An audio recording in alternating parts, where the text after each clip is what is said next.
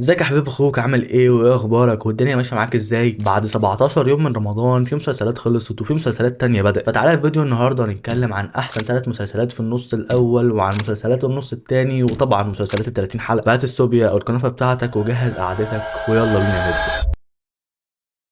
طبعا مش محتاج اقول لك انك لما فوت حاجه من الفروض او ورد القران بتاعك قوم حالا يا متخاذل. خلاص تقريبا كلها يومين ونخش على العشرة الاواخر من رمضان، ودي فرصه ما تتعوضش فاستغلها صح جدا. لو رجعنا لموضوعنا وجينا نتكلم عن التوب 3 في مسلسلات النص الاول من رمضان، ففي المركز الثالث انا هحط اتنين غيرنا لاسر ياسين ودينا الشربيني. اتنين غيرنا مسلسل لذيذ ودرامته حلوه ودمه خفيف جدا واجواءه بجد مبهجه، بس اخر كام حلقه الدنيا كانت متوقعه ومهروسه جدا على الاقل بالنسبه لي. بس هل ده ضايقني؟ بصراحه انا ما اتضايقتش لان انا داخل المسلسل ومتوقع ان ده اللي هيحصل اساسا، لكن ده ما يمنعش ان انا استمتعت جدا بالمسلسل وباداء الممثلين كلهم، واللي بصراحه بعد ما خلص اقدر اقول ان انا مش لاقي ليه نظير في النص التاني او على الاقل حاجه تشبهه. لكن تعال نروح للمركز التاني اللي هنلاقي فيه مسلسل كان يا مكان لماجد الكدواني. مسلسل جميل قوي يا جماعه، عندي معاه مشكلتين بس. اولا انا كنت منحاز جدا لماجد الكدواني اكتر بكتير من يسرا اللوزي، وده مش عيب مني والله، انا بحب استاذ ماجد الكدواني، بس الكتابه فعلا كان فيها مشاكل. المفروض الكتابه في المسلسل ده بالذات كانت تخليني احب الطرفين او على الاقل ما احبش الاثنين وما اكرهش حد. كل واحد من الاثنين كان ليه دوافع وليه ظروف حياته بعد الطلاق، فالمفروض انا افهم الاثنين ما افهمش ماجد الكدواني بس. تاني مشكله بالنسبه لي ان المسلسل في الاخر رتمه بطيء شويه، مع انه كان بيعلى كل حلقه اكتر من اللي قبلها. بس في العموم انا المسلسل عجبني جدا وفعلا حبيته، من احلى مسلسلات الموسم الرمضاني. يعني كفايه ان المسلسل كان فيه ماجد الكدواني اللي عمل واحد من احلى اداءات رمضان بالنسبه لي. والمركز الاول اللي انت هتعمل نفسك مش عارفه هو مسلسل عين سحريه. يا جدعان مسلسل عين سحريه مسلسل متميز جدا ومتاكد ان هو هيعيش كتير قدام. تمثيل عظيم، اخراج اكتر من رائع، كتابه ومزيكا، كلها عناصر مميزه اتجمعت وطلعت تحفه فنيه. طبعا مش عايزين ننسى ان احنا نشيد بسدير مسعود مخرج العمل، او بعصام عمر وباسم سمره ومحمد علاء ابطال المسلسل. المسلسل بالنسبه لي كانت كل حاجه فيه جميله ونهايته كانت حلوه جدا واتبسطت بيه فعلا. وكمان مسلسل عين سحريه العناصر اللي فيه تميزه عن اي مسلسل رمضاني تاني، فمش محتاجين نتكلم عنه اكتر من كده. وبالمناسبه لو عايز تسمع كلام عن كل مسلسل لوحده هتلاقي شورتس عندي في التشانل، وانت بتتفرج على الشورتس ما تنساش ترزعني اللايك والشير والسبسكرايب الحلوين بتوعك يعني. المهم ان احنا لو جينا للمسلسلات ال 30 حلقه هتلاقيني مكمل افراج وفخر الدلتا. تعالى مثلا نبدا كلامنا بمسلسل افراج اللي بالنسبه لي والله هو مسلسل كويس، مسلسل فيه الخلطه الشعبيه المعتاده ومسلي وفعلا في حاجات كتير كويسه. يعني مثلا الموسيقى التصويريه بتاعته ترارا ترارا ترارا ترارا تا تا تا عشان الكوبرايتس بس. وبرضه من احلى ما فيه هو الاداء التمثيلي لحاتم صلاح اللي ابهرني في السيزون ده. لكن لو نقلنا لفخر الدلتا فانا بجد بقيت بحب المسلسل ده جدا. معرفش بقى اتعودت على المسلسل ولا هو فعلا كل حلقه بيحلو، بس انا حبيته واتعلقت بالشخصيات بتاعته. يعني شخصيه محمد صلاح فخر اللي بيعملها احمد رمزي بالنسبه لي كويسه جدا، واداء رمزي بجد حلو. مش احسن مسلسل في الدنيا بس هو مسلسل ممتع ومسلي ولما بتفرج عليه بضحك. وكده احنا خلصنا كلام عن مسلسلات النص الاول والمسلسلات ال 30 حلقه، فتعالى نبدا كلامنا عن النص الثاني. من مسلسلات النص الثاني اللي نزلت انا شفت 6 مسلسلات، اولهم كان مسلسل بيبو لاحمد بحر او كزبره. لحد 3 حلقات من بيبو انا حاسس ان انا ممكن ما اكملوش بصراحه. يمكن الحلقه الثالثه كانت احسن حلقه في المسلسل، الاحداث بدات تشد ونشوف حاجات كتير في القصه، بس في حاجه بجد بشعه وبتطلع كتير في المسلسل وكل ما بتطلع انا بتقفل وبقرف. يا جماعه مشاهد الفلاش باك اللي في المسلسل بجد وحشه قوي، وحشه بجد. يعني المشاهد دي المفروض ان هم مصغرين وشوش الممثلين زي مثلا سيد رجب بالاي اي او بالديب فيك، مش مظبوط نهائي، وطلع وشوشهم كانها بتتحرك بشكل كرتوني جدا. يعني يا جماعه عملوا جعفر العمده يعني كان بيستخدم فلتر سناب شات والدنيا ماشيه معاه محدش اخد باله، ليه بتعملوا العبط ده؟ بس بقى المسلسل اقدر اقول عليه ان هو شغال، يعني هو برده فيه الخلطه الدراميه الشعبيه بتاعت مسلسل افراج بس بممثل شاب. ولو رحنا لتاني مسلسل اشوفه في النص التاني كان مسلسل اب ولكن لمحمد فراج. صراحه المسلسل ده غفلني جدا يا جدعان، انا كنت متوقع حاجه احلى بكتير من اللي انا شفته ده. يعني اول حلقه كانت عبثيه جدا، فيها اخراج عبثي، فيها احداث مش طبيعيه، ومشهد المطارده اللي في الحلقه الاولى ده ايه الوحاشه دي، ده مشهد وحش جدا. تاني حلقه بعدها اتحسنت شويه، تالت حلقه رجعت اتضايق تاني من المسلسل واحس ان كتابته فعلا ساذجه. ليه كتابته ساذجه؟ لان الكتابه مطلعه الشخصيات يا اما شريره قوي يا اما طيبه قوي، وفي نوعيه القصص اللي المسلسل بيناقشها ده مفيش كده. الشخصيات دايما بتبقى وسط، شخصيات رماديه. انا ما ينفعش احب شخصيه قوي قصاد ان انا اكره شخصيه في مسلسل اجتماعي درامي عن قضيه مهمه زي الرؤيه. وبصراحه انا لسه مستني اكتر من المسلسل ده ومكمل معاه لحد الحلقه الخامسه لحد اشعار جديد. يعني لو المسلسل اتطور هطلع اقول ان هو اتطور وبقى مسلسل جامد ومش عارف ايه، لو وحش هسيبه في سكات ومش هكمل فرجه عليه. تالت مسلسل معانا النهارده هو مسلسل المتر سمير لكريم محمود عبد العزيز. بالرغم اني كنت داخل المسلسل ده بتوقعات تحت الصفر، بس في حبه كوميديا لا باس بيهم عليهم والله. يعني المسلسل طلع كويس واحسن مما توقعت بكتير كمان، وبصراحه مش هتلاقي عندي كلام كتير قوي عن المسلسل، هو اصلا ما يحتملش كلام كتير، لكن مسلسل لذيذ ومسلي تقدر تتفرج عليه وانت بتتسحر، هيمشي معاك الدنيا يعني. ورابع مسلسل انا شفته من مسلسلات النص التاني كان هو النص التاني. عامه الاسم بيزولني فشخ، انت بتتفرج على مسلسل النص التاني في النص التاني، حاجه جامده قوي يعني. بس بعيد عن كل ده بقى، انا مستعد ابصم وامضي واحلف ان ده احسن مسلسل كوميدي في رمضان، ولا مش في النص التاني بس، ده في رمضان كله بقى، بهي كيمياء بفخر الدلتا بكل الحاجات دي. بدايه المسلسل كانت قويه جدا واحلى من النص الاول. احنا بنرجع للشخصيات بعد تقريبا 7 او 10 سنين من الجزء الاولاني. المسلسل رجع وقدم لك الشخصيات تاني، وشوفنا السنين عملت فيهم ايه، وكمان قدم لك حبكه المسلسل الجزء ده. ومن بعدها عينك ما تشوف الا النور. الممثلين كلهم جامدين جدا، الاحداث بتتصاعد قوي، واكتر اتنين انا بستنى مشاهدهم وبعشقها احمد امين وميشيل ميلاد، مشاهدهم تحفه. بس تعالى ننتقل للمسلسلين التانيين، احلى مسلسلين في النص التاني، اللي اولهم عرض وطلب. عرض وطلب هو مسلسل جاي من بطوله سلمى ابو ضيف، وبصراحه هو مسلسل رائع من كل العناصر. عرض وطلب انا بعتبره الامتداد المباشر بتاع عين سحريه، تقريبا اخد نفس الروح كده. قصته ممتازه، اخراج وصوره فعلا حلوين جدا، وخصوصا ان هم طالعين من مخرج مصري، عشان شفت ناس متضايقه ان سيدنا مسعود هو احسن مخرج في رمضان ومش عارف ايه، ادي في مخرج مصري بيعمل شغل كويس جدا. التمثيل حلو جدا من ناس زي سلمى ابو ضيف، مصطفى ابو سريع اللي فاجئني جدا، علي صبحي، رحمه احمد، سماح انور. انا عايز بقى افهمكم نقطه حلوه جدا، المسلسل الشخصيات بتاعته ليها ماضي، وماضي وراء اسرار كتير، بس هو ما اضطرش ان هو يجيب شخصيه وتقعد تحكي وتكر ماضي الشخصيات زي مسلسلات تانية كتير. هو المخرج بيوظفها بشكل ذكي جدا، بيخليك انت تربط كل الخيوط ببعض عشان تفهم ماضي الشخصيات. فبصراحه هو تجربه حلوه جدا، وانا مبسوط بيها، ومبسوط ان كمان المخرج مصري يعني. بس احنا اخيرا وصلنا لاحسن مسلسل في النص التاني من رمضان، وهو مسلسل حكايه نرجس. الحلاوه ده يا استاذ ريهام والله، ريهام عبد الغفور وكل الكاست اللي معاها مأديين اداءات عظيمه. تصاعد الاحداث اللي حصل على مدار 3 حلقات يدرس يا جماعه، على الحلقات مليانين احداث. كمان كون ان دي قصه حقيقيه حصلت في الاسكندريه في مصر، دي حاجه مرعبه فشخ. وكل الحاجات دي بتتجمع مع اخراج حلو قوي للمخرج سامح علاء، وبيعمل تحفه فنيه جديده. اتمنى المسلسل يكمل كده لحد الاخر، وما يقعش زي ما حصل في ظلم المصطبه السنه اللي فاتت، لكن حتى الان ده اقوى واحلى مسلسل انا شفته في النص التاني من رمضان. وفي الاخر اتمنى تكون استفدت واستمتعت واتبسطت بالحلقه دي، واكتب لي انت كنت متابع ايه في النص الاول، وبدات تتابع ايه في النص التاني. ولو انت لسه مكمل الحلقه لحد هنا فانا بحبك لانك جدع، وكمل جدعنتك دي باللايك والفولو والشير،